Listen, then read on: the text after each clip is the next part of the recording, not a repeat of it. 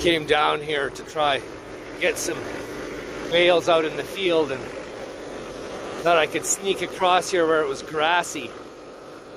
And it's been freezing at night fairly hard, but I should have got out and tested. Now I'm stuck. I've managed to make it this far, going backwards, but my forks aren't fastened at the bottom, and it's really hard to get them to dig in so I can push myself out.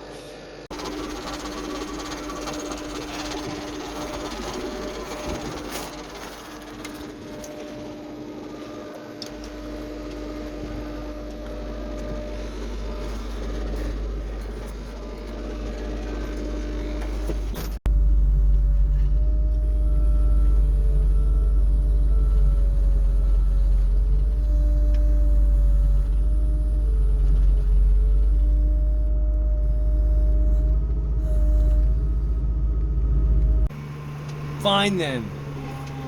Ugh.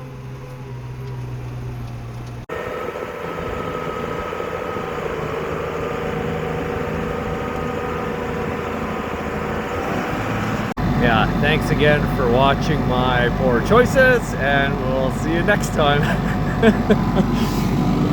Oh.